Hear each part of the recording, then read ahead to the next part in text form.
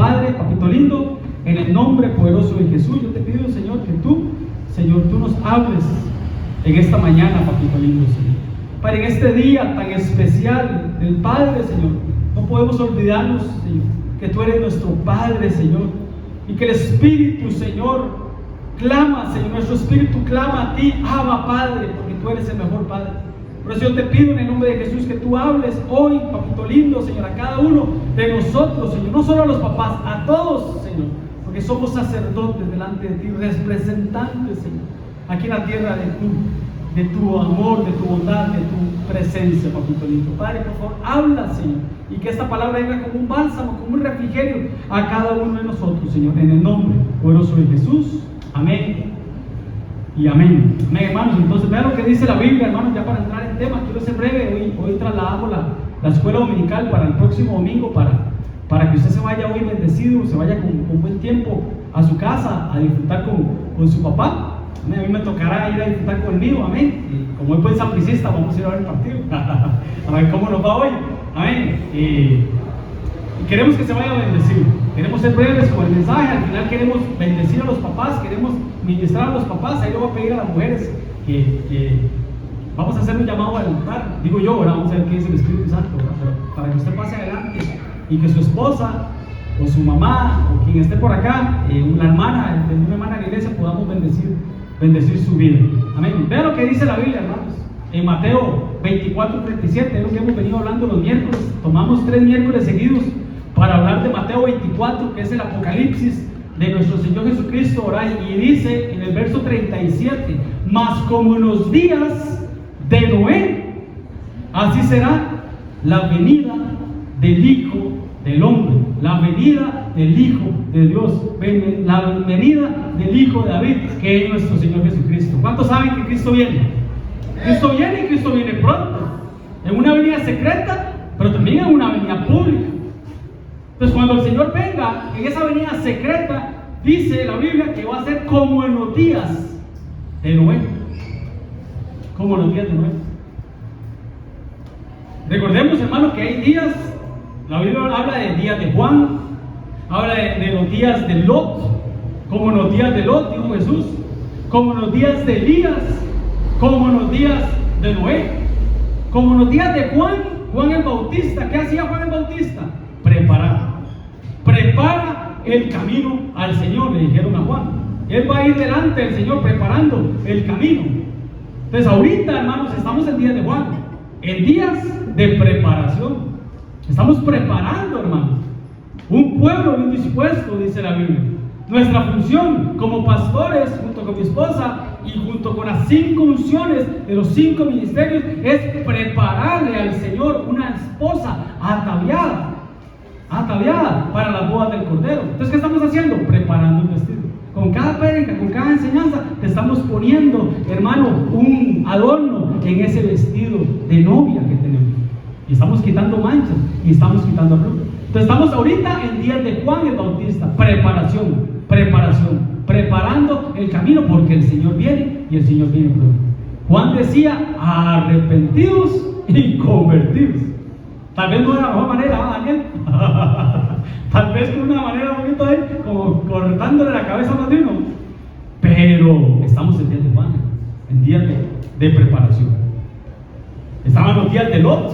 Ya los días de Lot son más cardíacos, hermano, porque ya ahí se está hablando, hermano, ya está hablando ahí de la segunda venida del Señor, ¿verdad? Porque a Lot lo sacaron casi que a la fuerza, ¿verdad? Lo sacaron, ¿verdad? Los días de Lot. Los días de Elías, fuego del cielo, ¿verdad? Días de gran tribulación, porque ya ahí caía fuego del cielo, ¿verdad? Pero cuando el Señor venga en su venida secreta, dejan de ser los días de Juan y pasan a ser como los días de Noé, que es el tiempo que estamos viviendo. Es el tiempo que estamos viviendo para este tiempo. Pero no veamos solo lo malo. No veamos solo lo malo. Como los días de Noé, así será la venida del Hijo del Hombre o de Jesús. Pero vean lo lindo de todo esto. Vean lo lindo de todo esto. Por la fe, Noé, cuando fue advertido, que Dios nos advierta, hermano. Que Dios nos advierta, hermano. Esa adversión, hermano, es revelación. Revelación. Porque definitivamente, como lo hablamos el miércoles, el día y la hora nadie la sabe. Entonces no vamos a fechar con fechas. Dios no fechó con fechas, pero sí con señales. Y hay señales. Y una de esas señales son los días de Noé. Hay que ver lo que pasó en los días de Noé. Porque Noé significa reposo. Eso significa reposo. Pero dice, hermanos, que él fue advertido. Y eso nos habla de revelación. Tú y yo tenemos que vivir por revelación. Tú y yo tenemos que venir a la iglesia con la expectativa de que Dios nos revele algo diferente. De que tú digas, wow, o sea, el agua se convirtió en vino. El agua de la palabra, la letra que mata, el Espíritu le da vida y se hace rema, se hace vino y se hace vida. Entonces no solo el pan vivirá el hombre, sino en toda palabra que sale de la boca de Dios. Es un alimento espiritual. Esa es la revelación. Cosas que ojo no vio, ni oído yo, ni ha subido al corazón del hombre, son las que Dios preparó para los que le aman. Amén. Entonces que seamos advertidos, hermano. Que seamos advertidos. ¿Y para qué? Vean lo que dice más adelante.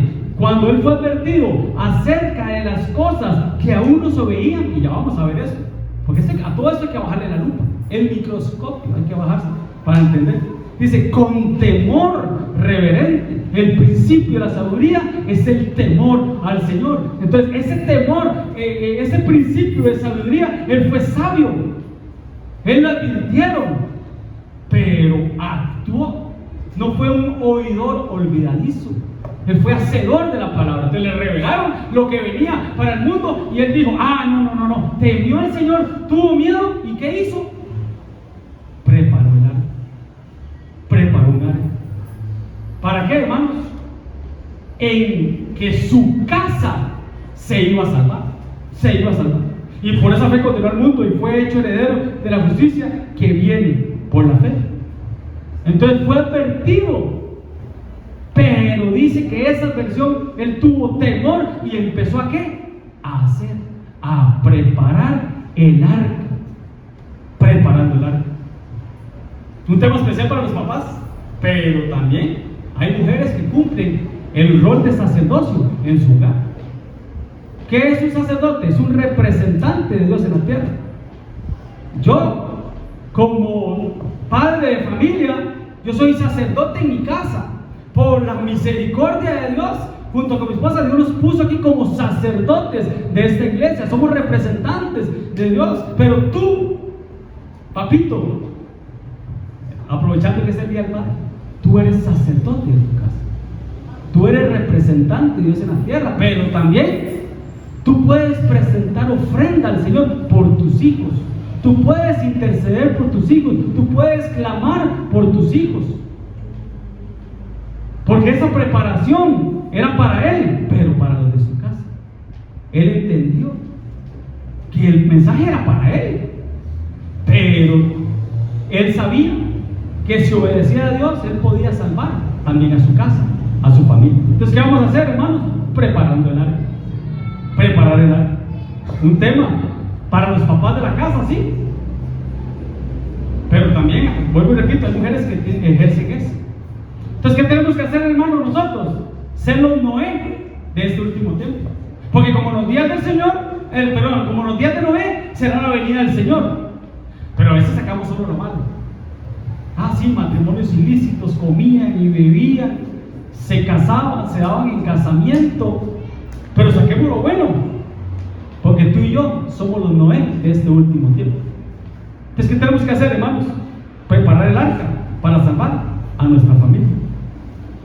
Pero vean qué tremendo, hermanos, volviendo otra vez al mismo versículo. Cuando él fue advertido, ¿de qué fue advertido?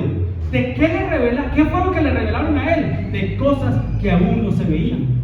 Por eso, cosas que ojo no vio, ni oído yo, ni ha subido al corazón del hombre, son las que Dios preparó por revelación. Le van a ser reveladas a las personas. Entonces, a ti y a mí, como Noé, nos van a empezar a revelar muchas cosas. No el día y la hora, pero sí de la pronta venida del Señor, de las señales. Lo hemos hablado siempre. Dios no hace nada sin antes anunciarlo a sus siervos. Y tú y yo somos siervos del Señor. Somos Noé. Entonces el Señor nos va a hablar de cosas que aún no se veían, hermano, pues que es tremendo. Porque lo hemos hablado siempre, un paréntesis doctrinal, como a veces decimos. Antes del diluvio no llovía. Por eso dicen que cosas que no se veían.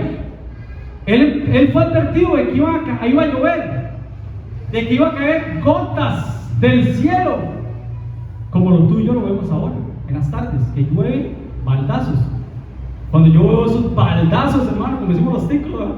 Y veo esas inundaciones, yo definitivamente estamos en los días de Noé, hermanos, inundaciones. Bendito Dios que Dios dijo que nunca iba a maldecir la tierra por agua, por lo menos por agua, ¿verdad? No habló del fuego, ¿verdad? Pero hermanos, aunque usted no lo crea, aunque lo hemos visto, hermanos, antes no llovía como llueve ahora. Y a él se lo revelaron, se lo advirtieron. Por eso la gente no le creía. Porque el clima antes era diferente, hermanos. Por eso es que los hombres vivían tanto tiempo. Ayer lo hablábamos en la reunión de matrimonios. 969 años vivió Matusalén. Porque tenía que reproducirse, sí. Pero es que el clima era diferente. Creo que la vez pasada habíamos hablado de eso, ¿verdad? La atmósfera, la ecología era diferente. El hombre respiraba más despacio. Por la oxidación respiraba más despacio. Entonces vivía más años. Entonces hubo un cambio climático. Por eso es que estamos viendo tantos cambios climáticos para esos tiempos, como los días de Noé. El fenómeno del niño, el fenómeno de la niña y tantas cosas, ¿no? Pero no llovía, no caía lluvia. Así lo dice, vea lo que dice Génesis 2:5. Y de toda planta del campo antes que fuese en la tierra, y de toda hierba del campo antes que naciese, porque Jehová Dios no había hecho llover sobre la tierra. No había hecho llover sobre la tierra. Ni había hombre que labrase la tierra, porque Jehová Dios aún no había hecho llover sobre la tierra, ni había hombre que la labrase y la tierra. Creo que lo repetí ahí, pero bueno, ahí se me fue, pero bueno, está bien. El 6, sino que subía de la tierra un vapor, el cual regaba toda la faz de la tierra. Toda la faz de la tierra. Entonces vemos claramente, hermanos, que no llovía como llueve ahora, antes del diluvio. Subía un vapor que regaba la tierra. Pues cuando Noé dijo, viene lluvia, tal vez no lo podía explicar con palabras humanas. Pero cuando él dijo, se van a abrir las cataratas del cielo, la gente no le creía. La gente no le creía. Porque el diluvio, hermanos, no fue lluviecita como vemos ahora, ¿no? La vez pasada lo hablamos, ¿verdad? Habían aguas abajo y aguas arriba. ¿Se recuerda cuando hablamos de eso, verdad? Que toda esa agua que cayó en el diluvio, ¿a dónde se fue? A los polos. Antes las tinieblas tapaban el abismo, los polos. Después del diluvio, con tanta agua, Dios lo que hizo fue arrinconar, por decir así, o amontonar todas esas aguas en los polos para tapar los abismos. Entonces ahora lo que tapa el abismo no son las tinieblas, es agua. Entonces, ¿qué va a pasar cuando se descongelen los polos? Porque según Apocalipsis 9:5 dice que el humo de ahí, del abismo, van a salir seres como langostas a atormentar a los hombres, y que los hombres van a buscar la muerte y no la hallarán. Eso es la tribulación, después la tribulación y después la gran tribulación. Entonces, el descongelamiento de los polos, como los días de Noé. Pero bueno, vean lo que estoy hablando ahorita, ¿verdad? Para ponerle pie y imprenta en la Biblia. E hizo Dios la expansión. ¿Qué es la expansión? El cielo. Y separó las aguas. Separó las aguas. ¿Qué es separar? Una de un lado y otra de otro lado. Separó las aguas que estaban debajo del cielo y las aguas que estaban arriba o sobre el cielo. Entonces había agua abajo y había agua arriba. Entonces cuando Dios abrió esas fuentes de abajo y de arriba, por eso fue que se inundó la tierra en 40 días, que científicamente es imposible. Usted pregunta, cualquiera del mundo, no, imposible que haya habido tanta lluvia para inundar la tierra. Pero ¿qué fue lo que pasó, hermanos? Que el año 600 de la vida de Noé, en el mes segundo, a los 17 días del mes, aquel día fueron rotas. Es que hay que entender esa palabra. Rompió el Señor todas las fuentes del gran abismo de abajo y las cataratas de los cielos. El agua que estaba arriba de los cielos bajó. Amén, hermano. ¿Sí? Entonces, cierro paréntesis doctrinal. Entonces, vea todo lo que pasó, hermano.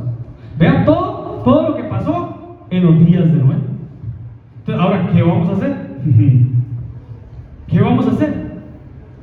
Cuando seamos advertidos, preparar el arca. Con temor reverente, que es el principio de la sabiduría, el Señor preparó el arca. La revelación.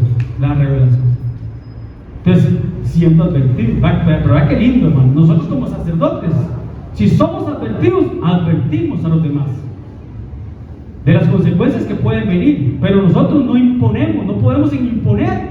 Exponemos la palabra de Dios, pero no podemos imponerla, no podemos obligar a nadie. Lo vimos el domingo pasado. El buen siervo fiel no golpea a los de su casa, no usa la palabra para golpear, ¿no, Manuel? Sí. Algo me llama la atención. Sí. Dice en el mes segundo, febrero. Y dice día 17. Sí, lo que pasa es que eso no lo podemos ver como febrero, porque eso es bajo el calendario De ellos. Ajá. Sí, porque lo que me llama la atención entonces sería que si fuera en el calendario nuestro, el diluvio empezó no en invierno, sino en verano. Ok, pero sí. Pero sí, hay que ver el calendario. Por cierto, en estos días vamos a hablar un poquito de ese calendario para ver en qué fecha nació Jesús, porque Jesús no nació en diciembre. No quiero aguarle la fiesta a nadie, pero creo que a esta mediados de años está apenas para hablar de esos temas, para no aguarle la fiesta a nadie. Amén, hermanos. No, hasta el 26 de noviembre. Entonces, ¿qué tenemos que hacer nosotros, hermano? Si somos advertidos, empezar a preparar y empezar a preparar esa área. Vea lo que el mensaje o el tema o el versículo que siempre hablamos. Lo que dijo Josué: si mal os parece servir al Señor, escojan hoy a quién quieren ustedes servir. Si quieren servir a los dioses a quienes sirvieron nuestros padres cuando estuvieron al otro lado del río, o a los dioses de los amorreos en cuya tierra ustedes habitan, pero yo y mi casa serviremos a Jehová. Entonces, ¿qué hace un Noé de este último tiempo? Se pone en primero y dice: yo primero y mi casa serviremos al Señor. Yo voy a preparar el arca y mis hijos van a ser salvos, pero yo primero. Asumimos esa responsabilidad del servirle al Señor. Que servir al Señor es más allá de congregarnos, más allá de reunir. ¿Qué hay cuando ustedes se reúnen? ¿Tiene alguno salmo? ¿Tiene alguno lengua? ¿Tiene alguno revelación? ¿Tiene alguna interpretación de esa lengua? Hágase todo para la edificación del cuerpo de Cristo. Entonces tenemos que servirle al Señor. Por eso la Biblia dice que el Señor nos sacó de casa de servidumbre. ¿Para qué? Para ahora servirle. Ya no por servidumbre, ahora como siervos de Dios. Entonces, ¿qué tenemos que hacer? No dice la Biblia: cree en el Señor Jesús, tú, y serás salva toda tu casa. Entonces, ¿cuál es nuestra función como no es de este último tiempo? Creer nosotros primero. Creer nosotros primero. Como aquel hombre que le hablaron la palabra y creyó él y todos los que estaban en la casa con él, y se bautizaron, todos se bautizaron con él. Esa es la función de Noé de este último tiempo.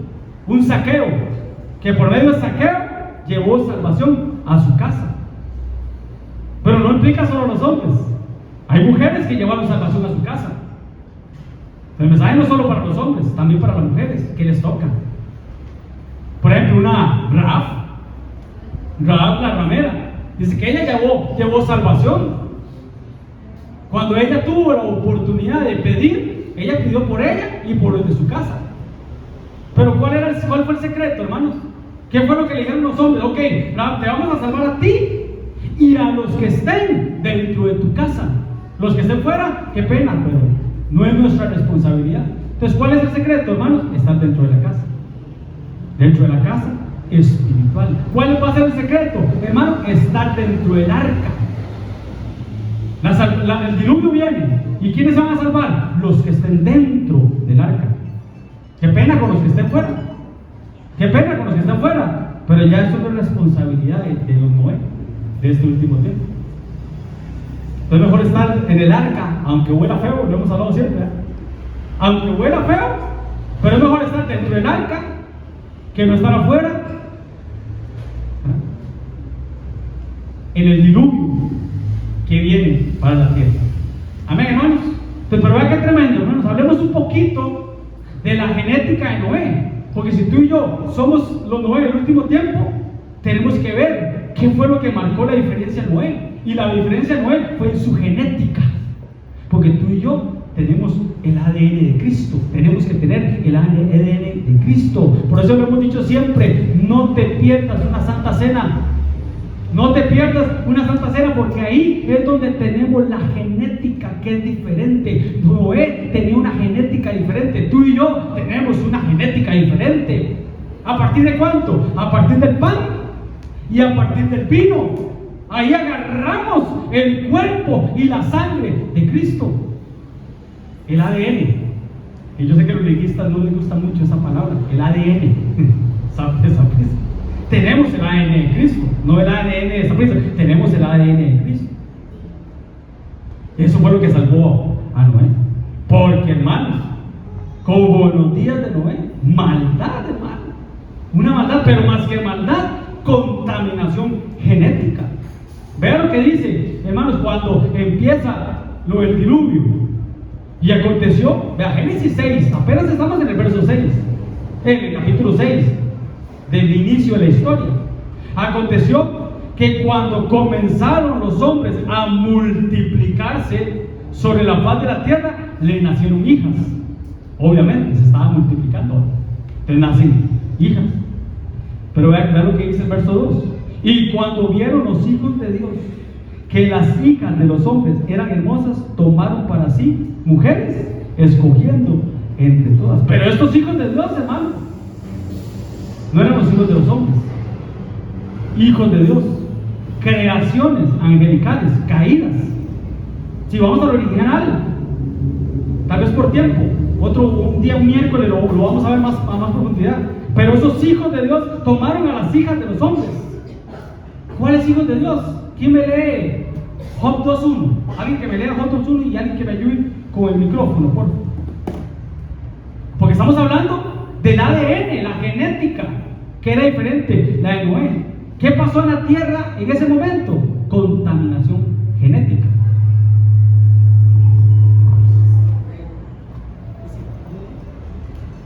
¿Alguien que me lo lea? Sí, Job 2.1. Aconteció que otro día vinieron los hijos de Dios para presentarse delante de Jehová, y Satanás vino también entre ellos presentándose delante de Jehová. ¿Quiénes llegaron delante del Señor? Satanás. ¿Pero quiénes iban? Los hijos de Dios. Los hijos de Dios. Perdón, hermanos, tú y yo somos hijos de Dios, pero no tenemos esa facultad o esa capacidad de poder subir al cielo y presentarnos delante del Señor. Entonces, ¿quiénes eran esos hijos de Dios? Que entre ellos iba Satanás, iba de colado, iba metiche, ni cuenta se habían dado que ahí andaba Satanás, hasta que el Señor le dijo: Satanás, ¿de dónde vienes? De andar la tierra, de rodear la tierra y de andar por ella.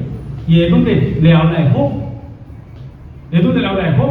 Entonces, ¿quiénes fueron los que se presentaron delante de Dios a darle cuentas a Dios? Los hijos de Dios. Entonces, ¿cuáles son esos hijos de Dios? Seres caídos, creación de Dios. Y ya lo vamos a ver por qué más adelante. Dice que ellas empezaron a ver a las mujeres de los hijos de los hombres, a las mujeres humanas, y empezaron a escoger. Tomaron para sí esa mujer y empezaron a escoger. Y a Dios no le gustó eso. A Dios no le gustó eso, porque el verso 2, vean lo que dice el verso 3. No contenderá mi espíritu con el hombre para siempre, porque ciertamente es carne, mas serán sus días 120 años. Ahí fue donde Dios le bajó Ya los hombres no vivían 800, 600, 900 años, 500 años, 300 años, no, ahí el Señor lo bajó a 120. Y en Salmos lo bajó a 70. Y lo más fuerte es 80. Y el que honra padre y madre puede alargar sus días sobre la tierra. Por eso vemos personas de 100 y restos de años. Pero dice, no contenderá mi espíritu. O sea, a Dios no le gustó lo que estaba pasando antes del diluvio. Es que recordemos que es antes del diluvio. Fueron épocas completamente diferentes a las de ahorita. Otra genética, ya lo vimos, otra genética. Entonces, ¿qué pasó, hermanos? Cuando vieron los hijos de Dios caídos a las hijas de los hombres y tuvieron relaciones con ellas, vean lo que dice el verso 4. Habían gigantes. ¿De dónde salieron los gigantes? De esa mezcla genética de ADN, contaminación genética. Había gigantes del Strong H5303 del hebreo, del original de la palabra Nefilim. Los Nefilim, un miércoles vamos a hablar de esto. Los Nefilim eran gigantes del término Nefil 5307 del hebreo, propiamente derribador, patán, tirano, gigante. Antes del diluvio. Pero después del diluvio, cuando Dios arrasó con todo, hermanos, siempre Dios se deja algo, un remanente de algo. Por eso es que después vemos cómo David se enfrenta a un Goliat, a un hombre, un gigante de 3-4 metros de altura. Llega ese tiempo de gigantes. Cuando ellos llegaron a conquistar la tierra, ya en Éxodo, se encuentran gigantes en la tierra. Contaminación genética. Hombres de 6 dedos en las manos y 6 dedos en los pies. Había un gigante que la cama creo que medía de 5 a 6 metros, hermano. ¿Verdad qué clase de gigante? Y hay estudios arqueológicos que demuestran que había gigantes, hubieron gigantes aquí en la tierra.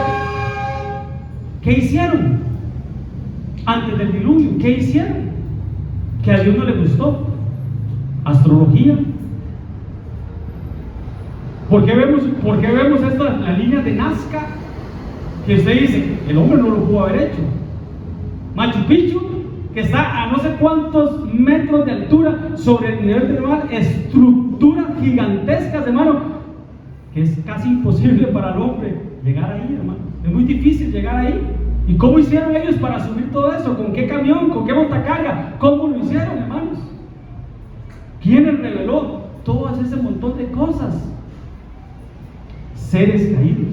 Pero bueno, gigantes, habían gigantes. Estamos hablando de los días de Noé, no olvidemos el tema, los días de Noé.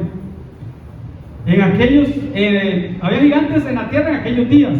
Y también después que se llegaron los hijos de Dios a las hijas de los hombres y le engendraron hijos. Esos seres híbridos, por decirlo así. Entonces estos fueron los valientes de la antigüedad, fueron varones de renombre. Pero cuando vemos este término, los valientes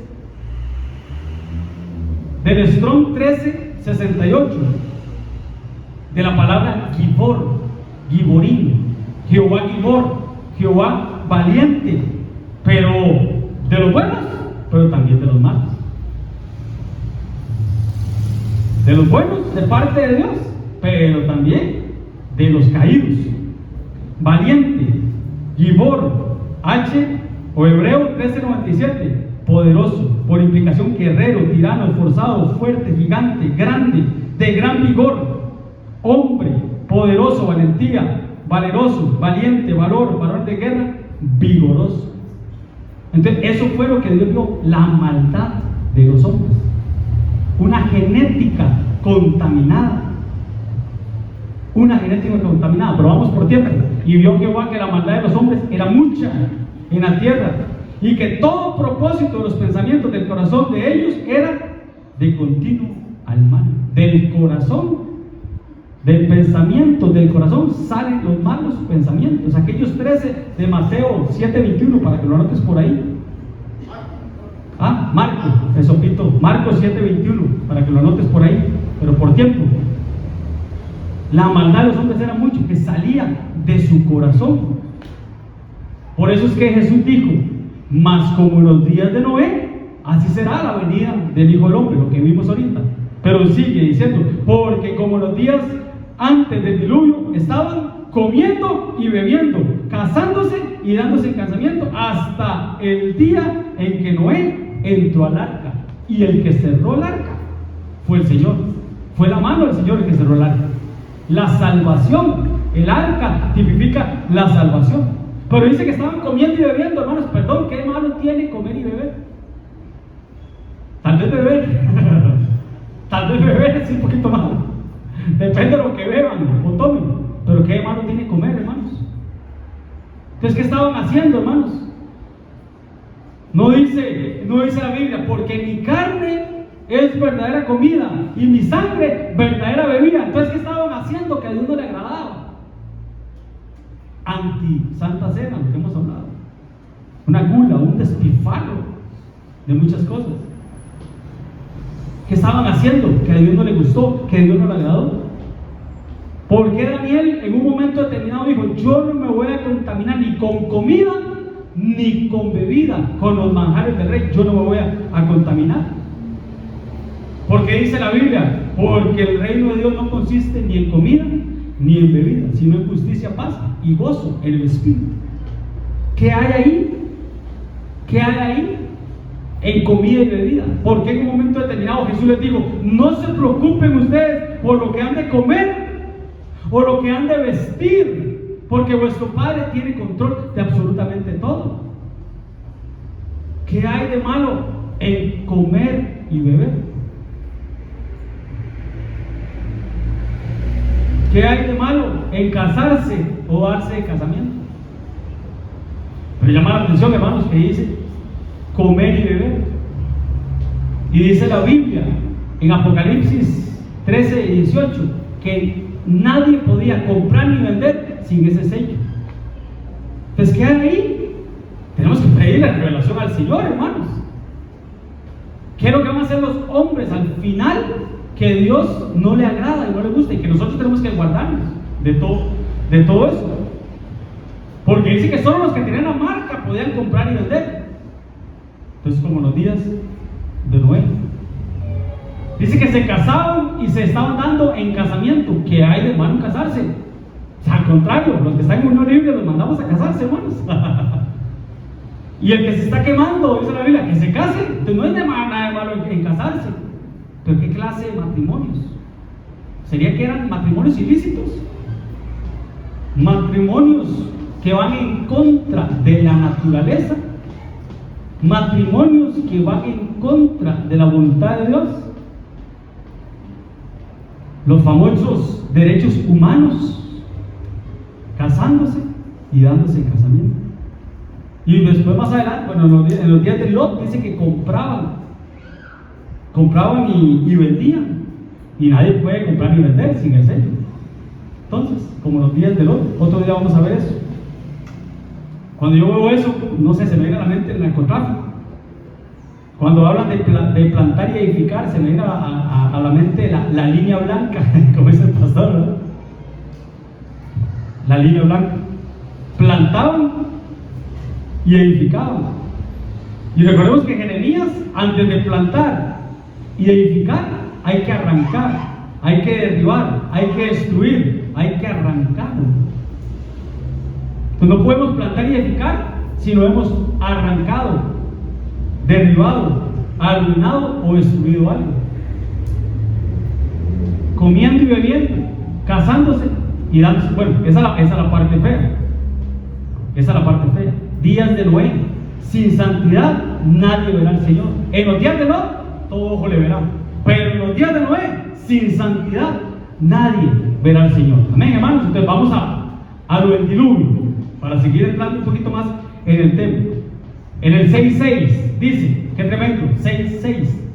Y se arrepintió Jehová de haber hecho al hombre en la tierra y le dolió en su corazón. Pero no dice la Biblia que Dios no es hombre para mentir, ni hijo de hombre para arrepentirse. Porque se arrepintió. ¿Qué es arrepentirse? Metanoia, es un cambio de mente.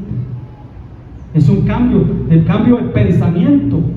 Y él dijo en su pensamiento, él dijo en su corazón, y dijo Dios, Jehová, raeré, quitaré, exterminaré de sobre la faz de la tierra a los hombres que he creado, desde el hombre hasta la bestia y hasta el reptil y las aves del cielo, pues me arrepiento de haberlos hecho. Era tanta la maldad que Dios se arrepintió de haber creado al hombre. ¿Por qué?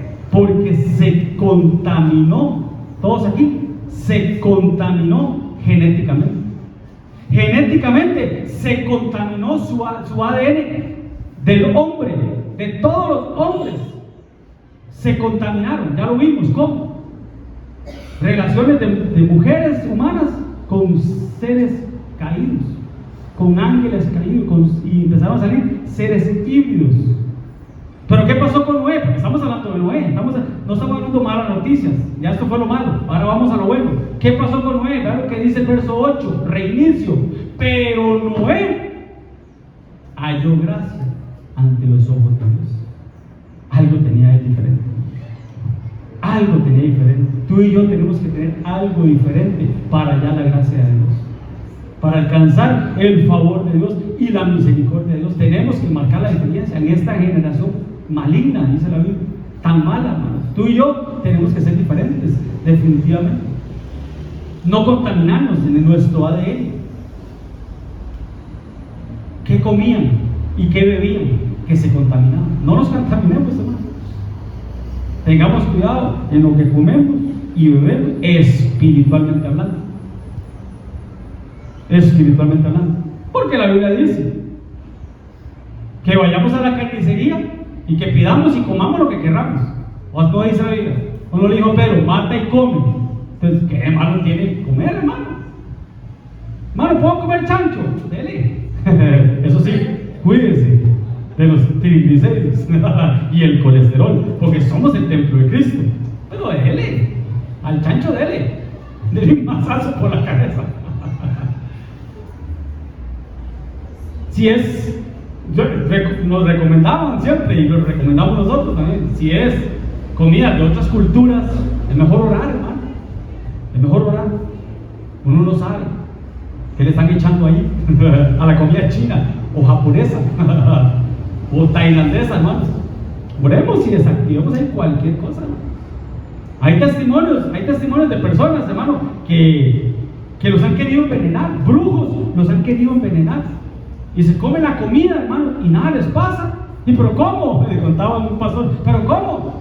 Decía el brujo, si yo lo envenené para que se muriera este siervo de Dios, ¿por qué no se murió? Porque había orado antes por los alimentos. Orado antes por los alimentos.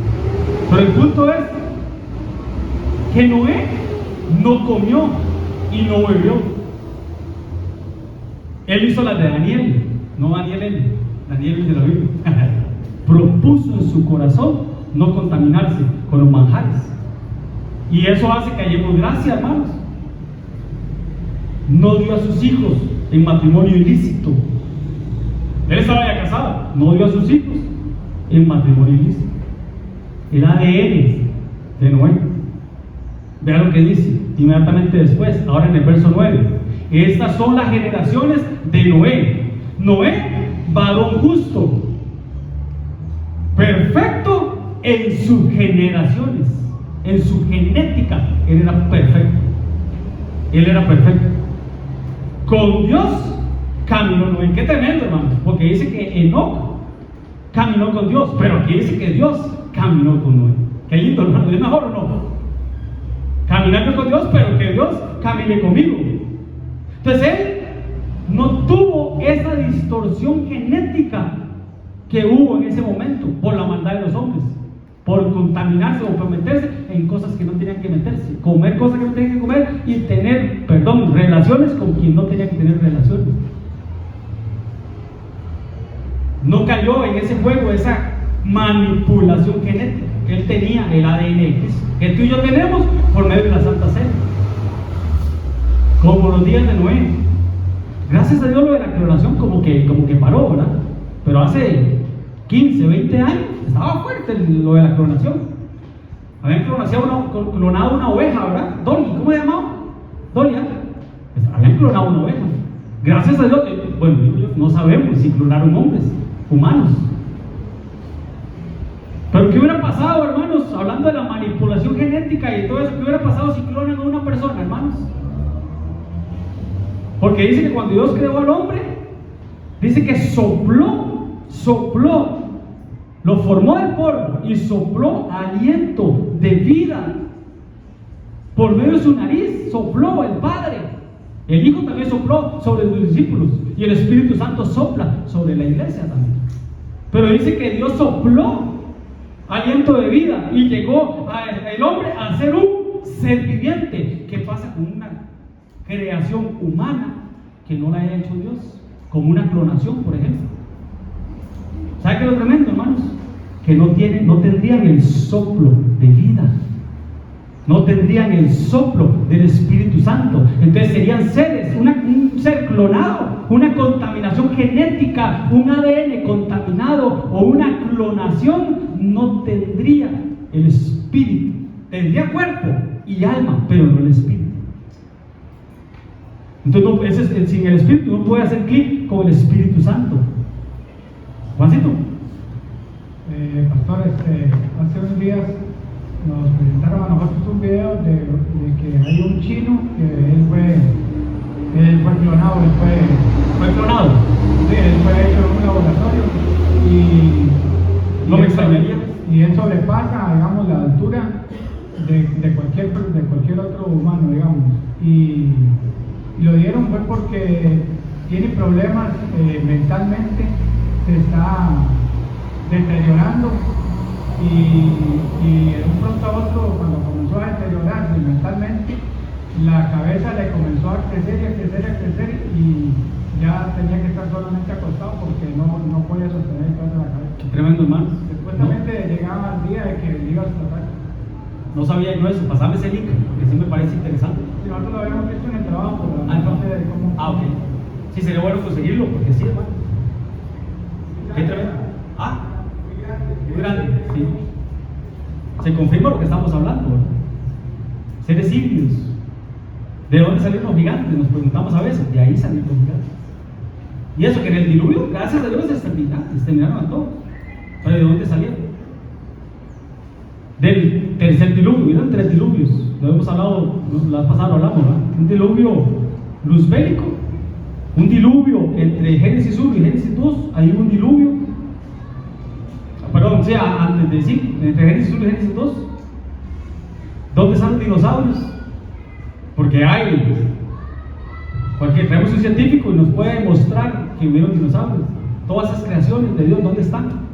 ¿O dónde quedaron? ¿Dónde fueron raídas? ¿Dónde fueron destruidas? Y el tercer diluvio, que es el que estamos hablando ahorita, ¿verdad? Entonces, ¿qué había ahí en esa generación, hermanos? Que desde el más pequeño hasta el más grande, todos fueron contaminados. Y es tremendo, hermanos, porque lo hablábamos anoche en la reunión de matrimonio, ¿verdad? Fue tal la contaminación, hermanos, genética que hubo, hermanos, que al arca subió uno, ya con un receptor ahí, con un receptor en su ADN, que fue Cam, que después que bajaron del arca, dice que vio la desnudez de su padre. Eso va más allá de ver una persona desnuda, a tal punto, hermanos, que Noé maldijo, y no maldijo al que lo vio desnudo, que era Cam, maldijo al hijo de Cam, a Canaán, porque era algo generacional. Ya a ese nivel ya era algo generacional. Entonces, dentro del arca hubo un receptor ahí que se activó cuando él vio a su papá desnudo. Se activó ahí. Entonces tú y yo tenemos que desactivar, hermanos, todo aquel chip o microchip que tengamos interno, hermanos, para que no se active, En el nombre de Jesús tenemos que cortar con todo eso y limpiar a los nuestros. Esa es la función de un Noé, limpiar a los nuestros. Amén. Pero bueno, sigamos. 6:9, vean lo que dice el 10. Y engendró Noé 3 hijos, Sem, Cam y Jafet. Ese Cam fue el que le maldijeron al hijo por lo que hizo.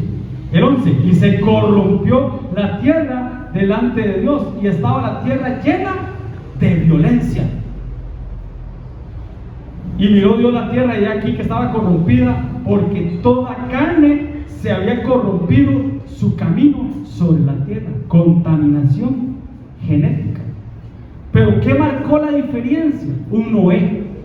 Un Noé marcó la diferencia con su prédica, porque así dice la Biblia, ya lo vamos a ver. Con su prédica, hermanos. Ve lo que dice Segunda de Pedro 2:5. Dice, y si no perdonó Dios al mundo antiguo antes del diluvio, sino que guardó a Noé, pregonero de justicia, predicador, anunciador de justicia. Dicen por ahí que 100 años. 100 años estuvo él predicando que venía el diluvio para la tierra y construyendo el arca y preparando el arca. Pregonero de justicia. Dios lo guardó a él y a otras 7 personas: su esposa, sus 3 hijos y sus 3 nueras, trayendo al diluvio sobre el mundo de los impíos. Noé tuvo que ser muy valiente, hermano. Usted sabe las burlas y la crítica.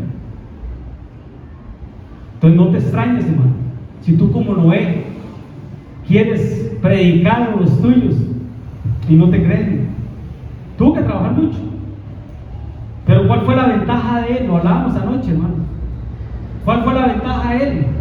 Y sacamos en conclusión unánime que de toda la Biblia, hablábamos anoche, Noé era el mejor predicador que hubo, aparte de Jesús, obviamente, ¿no? Jesús le predicaba a las multitudes, ¿verdad? Y sanaba, y curaba, y echaba fuera demonios. Ese sí es lo mejor que hay, obviamente, ¿verdad? Pedro predicó, se convirtieron 5,000 y luego 3,000, 8,000 personas. Cualquiera puede decir que el mejor predicador fue Jonás, porque le predicó a todos y todos se le convirtieron. 120,000 personas se le convirtieron. Qué predicador más bueno, hermanos. Pero creo yo, hermanos, que el mejor predicador fue ese, que con su prédica, aunque salvó solo a 7 personas, fueron las personas más importantes para él, que era su familia. Que tú y yo seamos los Noé de este último tiempo, y que nuestra prédica y nuestro ejemplo salga a los nuestros, que es lo más importante, que salve a los nuestros, porque nos van a pedir cuentas. A ti como Noé te van a pedir cuentas por tu esposa y por tus hijos. No te van a pedir cuentas por el vecino, no te van a pedir cuentas por el hermano que no vino hoy, no te van a pedir, ¿por quién te van a pedir cuentas? Incluye a las mujeres también, porque uno dirá, mi esposo no está aquí, pero te toca la parte espiritual de tu casa. Dios no va a pedir cuentas. A mí me va a pedir cuentas por ustedes, pero primero por mi esposa y por mis 2 hijos. Entonces que seamos como Noé, hermanos, que salvemos un montón, pero primero nuestra casa. Primero nuestra casa. Que preparemos una arca para salvar a muchos, pero primero a los nuestros. Que tú y yo seamos Noé de esta iglesia, que ayudemos a preparar el arca para salvarnos todos, pero primero los de mi casa, primero los nuestros. Démosle un aplauso al Señor. Entonces con esa arca, hermanos, preparamos a nuestra familia. Noé, el secreto de Noé, para ir terminando, fue que él preparó el arca. Y las instrucciones del Señor fueron: hazte una arca de madera. ¿Por qué de madera? Tal vez por el tiempo, obviamente. Pero la madera, ¿qué tipifica espiritualmente, hermanos? La humanidad. La humanidad. Por eso el arca de la presencia de Dios era de madera, pero recubierta de oro. El oro, la divinidad de Cristo. Y la madera, su humanidad. Su humanidad. Dice que era de madera de gofer.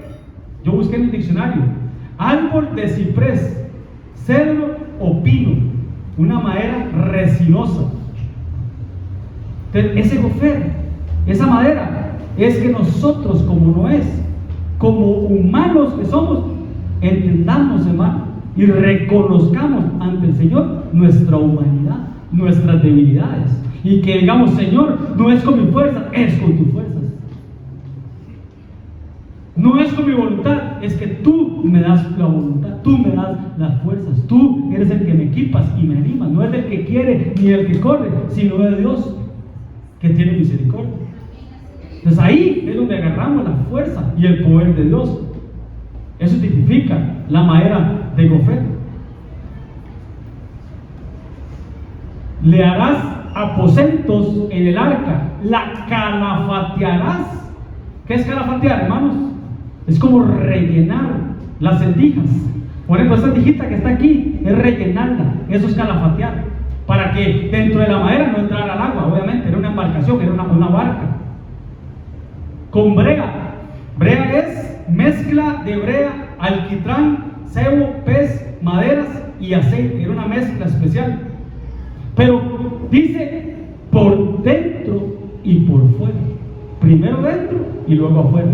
Primero mi familia y luego, primero mis dientes y después mis parientes, decía mi abuela.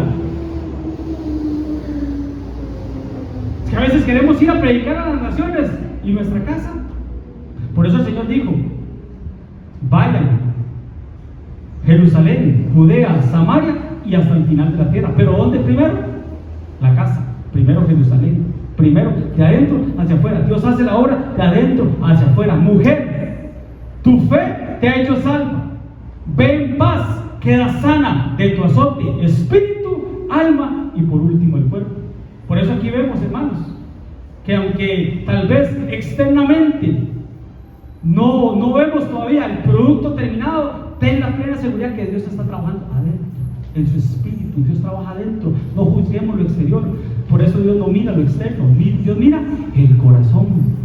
Entonces no juzguemos al hermano de primas a primeras por lo que vemos afuera. Seamos como Dios, tengamos el corazón, un corazón como el de David. Veamos la obra que Dios está haciendo, la obra de perfección que Dios está haciendo en cada uno de nosotros. Amén, porque vamos en un proceso y somos todos. Amén, hermano. Entonces, hubieron 3 arcas. Yo siempre digo eso, ¿verdad? El arca de Noé, el arca del pacto, ¿verdad? Que ya lo vimos, ¿verdad? Era de madera de acacia. La humanidad de Cristo recubierta de oro, de la divinidad de Cristo, con ciertas medidas. Estaba el arca, que más que arca era como una canasta de Moisés, que también la tuvieron que calafatear, hermanos. También tuvieron que calafatear con brea, esta arquilla. Y ese es el arca más importante para nuestros hijos. Antes de esa arca está el arca para nuestros hijos. Porque nuestros hijos, hermano, aunque no querramos, van a tener que irse a las corrientes del río, pero con el arca calafateada. Instruye al niño en su camino y cuando sea viejo, no se va a apartar. No podemos encerrar a nuestros hijos en una burbuja. Como Noé, no podemos encerrarlos en una burbuja y que no vayan a la escuela, y que no vayan al colegio, y que no vayan a la universidad, y que no tengan que trabajar, hermano. ¿Qué hacemos?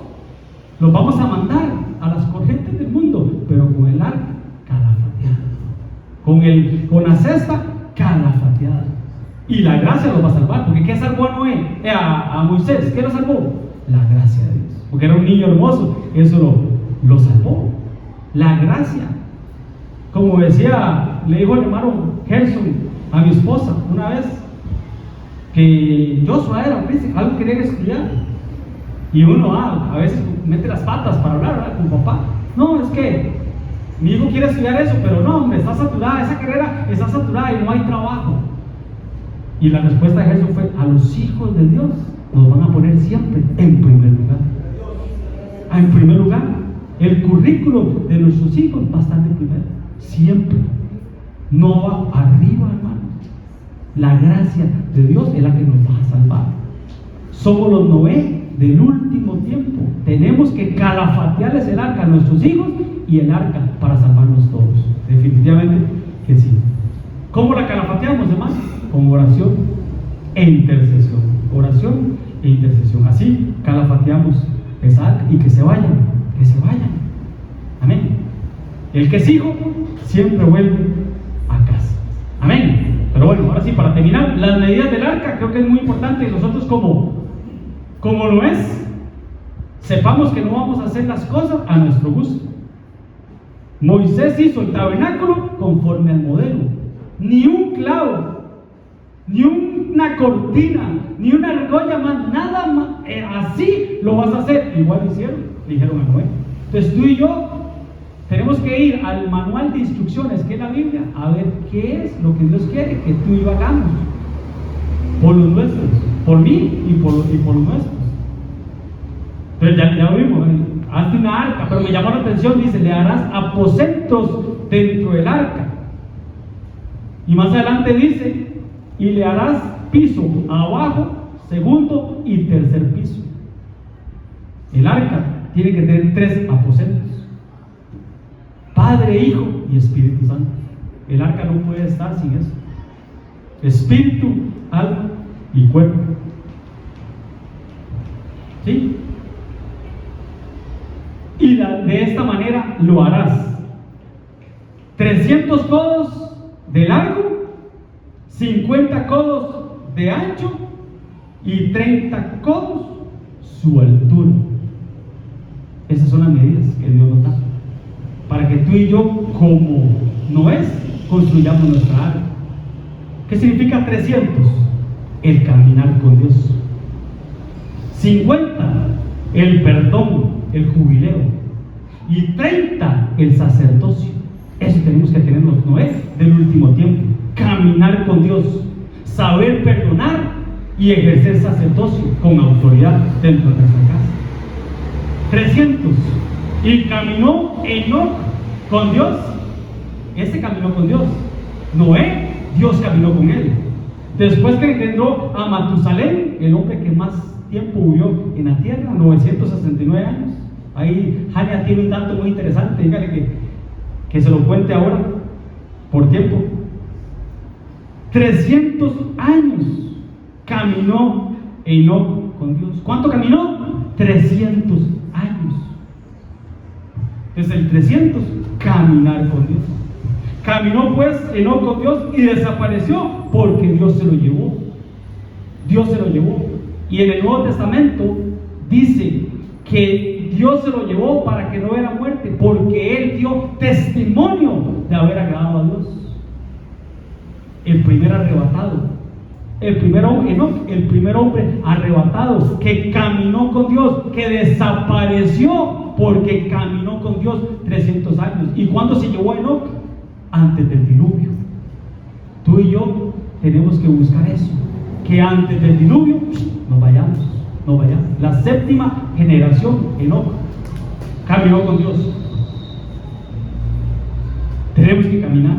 Por eso Jesús dijo: yo soy el camino, la verdad y la vida, para llegar al Padre. Para llegar a la vida, primero tenemos que caminar. Para encontrar la verdad, primero tenemos que caminar. ¿Dónde? En el camino. El camino que es Cristo. El camino, encontramos la verdad y alcanzamos la vida eterna, y llegamos al Padre. Atrio, lugar santo, lugar santísimo.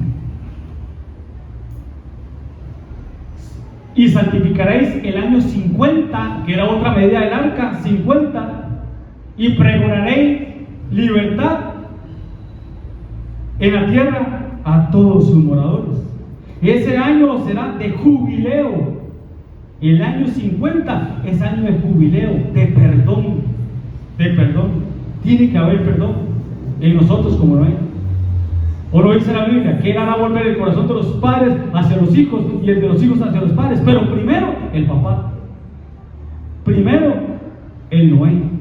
Para que el corazón de tu hijo se vuelva a ti, tenemos que volvernos nosotros hacia nuestros hijos. Jubileo es perdón. Primero aceptar el perdón de Dios para nosotros poder perdonar a los demás. No podemos perdonar a los demás si no nos hemos perdonado a nosotros mismos. 300, caminar con Dios. 50, perdón.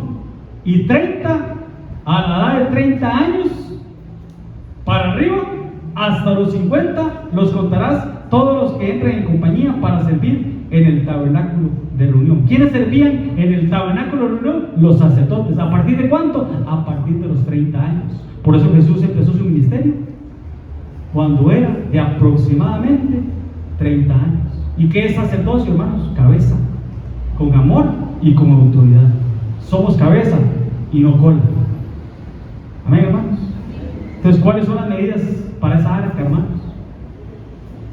Caminar con Dios. ¿Quieres preparar el arca? Camina con Dios. ¿Quieres preparar el arca para salvarte tú y tu familia? Perdona y ejerce el sacerdocio con amor y con autoridad. Los que en otro tiempo desobedecieron, cuando una vez esperaba la paciencia de Dios en los días de Noé, mientras se preparaba el arca. Pero qué tremendo, hermanos, porque dice, habla de la paciencia, hermanos. La paciencia de Dios. Dios no retarda su promesa. Él está siendo paciente, hermanos. La puerta del arca está abierta. La puerta de la salvación está abierta. No hay humano que la vaya a cerrar. No hay pastor, no hay pastora, no hay hermano, no hay líder que cierre la puerta. ¿Quién cierra la puerta del arca de la salvación? Dios. Es la mano de Dios la que cierra. En los días de Noé, mientras se preparaba el arca, en la cual pocas personas, es decir, 8, fueron salvadas por agua. ¿Por qué 8? Y antes decía 7, porque contamos a Noé. 8 personas. Noé, su esposa, sus 3 hijos, sus 3 nueras. Amén, hermanos. Entonces, ¿cuántos apuntan a preparar el arca?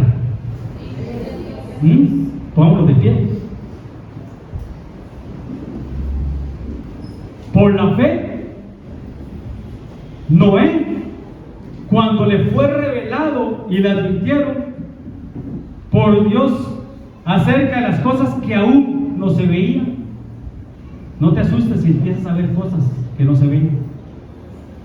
No te asustes si te empiezan a revelar cosas en sueños o en visiones o por palabras de profecía, cosas que no se ven.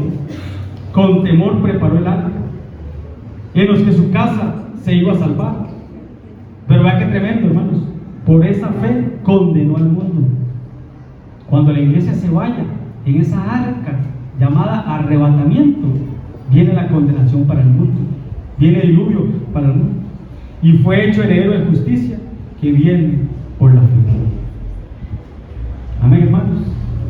Levanta tus manos, dale gracias. Dale gracias al Señor. Ahí donde tú estás, dile: papito lindo, Señor, pon temor reverente en mí, Señor. El principio de la sabiduría es el temor, Señor. Padre, gracias porque hoy, Señor, tú nos advertiste, Señor, que tenemos que preparar una arca, Señor.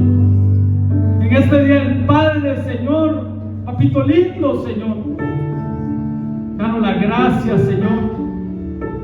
Danos esa gracia que salvó a Noé, Señor, para preparar, Señor, espiritualmente una arca, Señor. Señor, enséñame a caminar contigo, Señor. Enséñame a recibir tu perdón y a perdonar. Enséñame, papito lindo, a ejercer, Señor, ese sacerdocio, Señor. Padre, que mi arca tenga el Padre, tenga el Hijo y tenga el Espíritu Santo, papito lindo. Por favor, Señor. Somos los Noé de este último tiempo. Somos los Noé que tenemos que calafatear esa arca con oración, con intercesión, con revelación. Toma la madera, toma la madera. El Señor te va a dar la gracia para construirla, para edificarla. Hazte un arca, hazte un arca, hazte un arca. Predícale a los tuyos, enséñale a los tuyos, advierte a los tuyos